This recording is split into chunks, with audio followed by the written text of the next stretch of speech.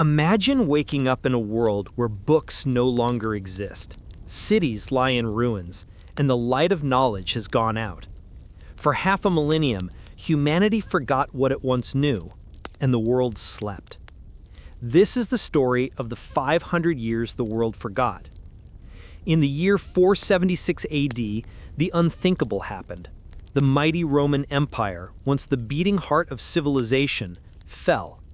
For centuries, Rome had been a symbol of order, law, and learning.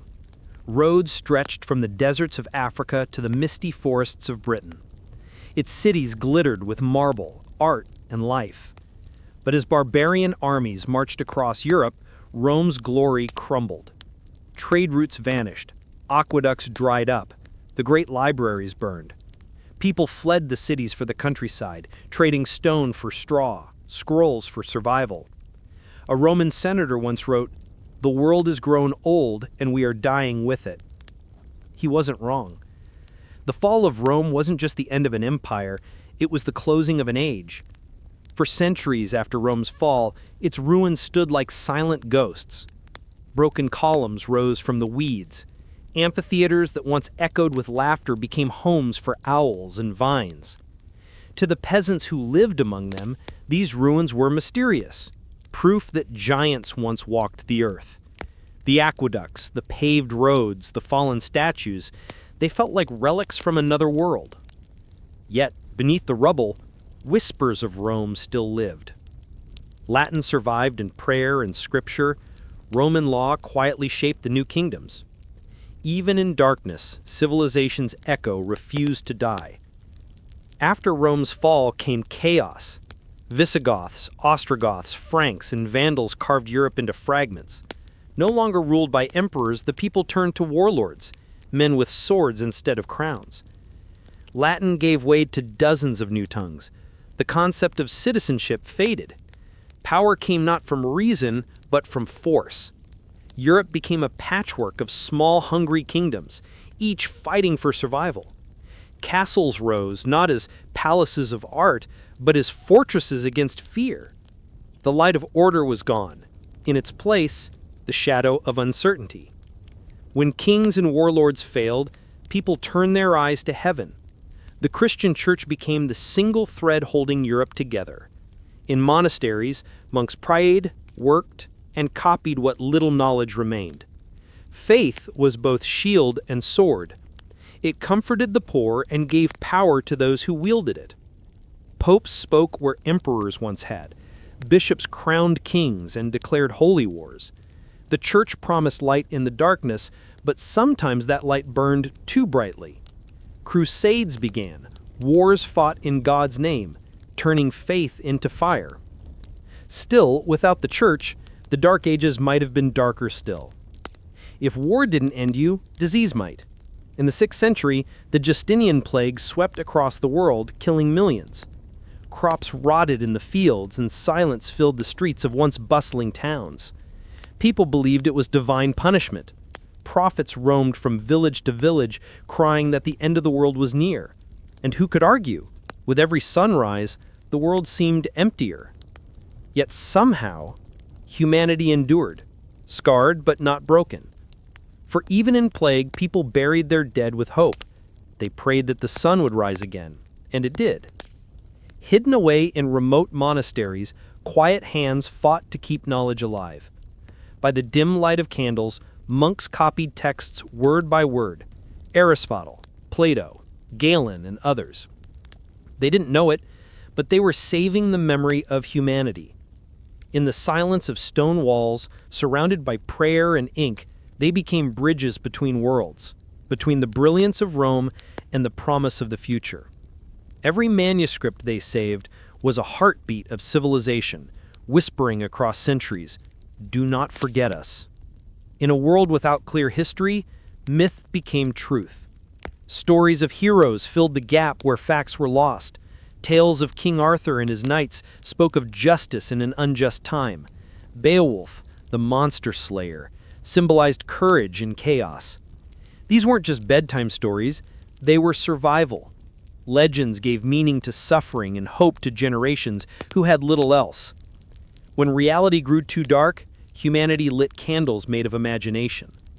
History remembers kings and conquerors, but behind them stood women, healers, nuns, mothers, and queens.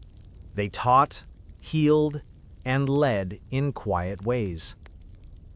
Abbesses ran monasteries that educated both men and women. Female scribes copied scriptures. Noble women ruled estates, while their husbands rode to war. Their names may be forgotten, but their influence remains. They kept homes alive, raised scholars, and sometimes even guided nations from behind veils and cloisters. They were the invisible architects of survival.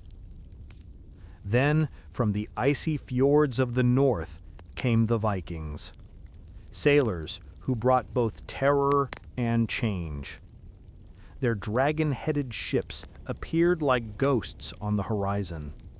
Villages burned, monasteries were raided, gold and relics vanished into northern seas. But not all Vikings came to destroy.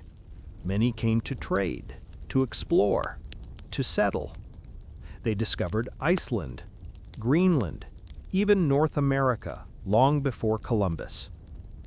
Over time, they adopted Christianity and built kingdoms of their own. What began as fire ended in faith, another thread woven into Europe's tapestry.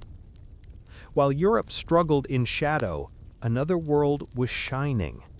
In Baghdad, scholars gathered in the House of Wisdom, translating Greek, Roman, Persian, and Indian texts into Arabic. They made breakthroughs in mathematics, astronomy, medicine, and philosophy. Figures like Al-Khwarizmi, Avicenna, and Alhazen preserved and expanded human knowledge. Their discoveries, algebra, optics, the scientific method, would later reignite Europe's learning. The torch of civilization had not died, it had simply moved eastward, waiting to return. By the 11th century, that torch began to glow again in Europe. Translations of Arabic and Greek works flooded back through Spain and Sicily.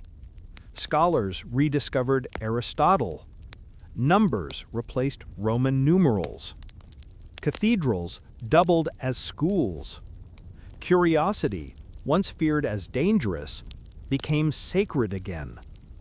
People began asking why and how, questions that had been silent for centuries. The mind of Europe was waking up. As learning returned, so did power. But this time, it took a new form. Small fiefdoms united into nations. England, France, and the Holy Roman Empire began to shape the continent's destiny. Knights swore loyalty to kings instead of local lords. Trade routes reopened. Markets buzzed with life again. Cities rose from the ruins. London, Paris, Venice. Once more centers of art, commerce, and ambition.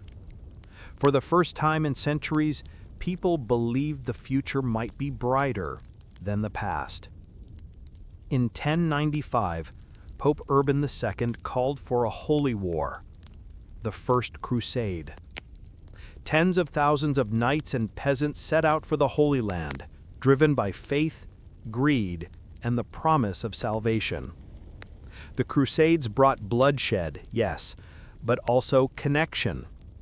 Europeans encountered new cultures, foods, and ideas from the East. They learned about medicine, mathematics, and trade from the East. The wars scarred continents, but they also reopened the world. After centuries of isolation, Europe was learning and changing again. By the 14th century, the whispers became a chorus. Artists began painting with perspective. Architects built cathedrals that touched the sky. Philosophers wrote of human reason and beauty, not just sin and salvation. Figures like Dante, Petrarch, and Giotto looked back at Rome and Greece and rediscovered humanity itself. The word Renaissance means rebirth, and that's exactly what it was, a rebirth of curiosity, science, and self-awareness. After 500 years of sleep, the world was dreaming again, but this time with its eyes open. The darkness had ended, though not all at once. It wasn't a single sunrise, but a slow, glowing dawn. From ruins and ashes rose cathedrals, universities, and empires.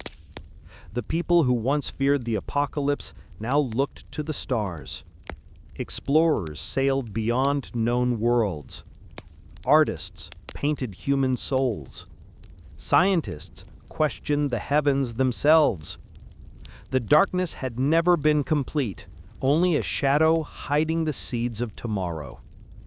Those centuries of struggle, loss, and faith became the foundation of the modern world. If history teaches us anything, it's that even in the darkest night, someone is always keeping the flame alive. The so-called Dark Ages were not an end. They were an intermission, and from their silence rose the world we live in today. This has been The Sleepy Historian, where the past never really sleeps.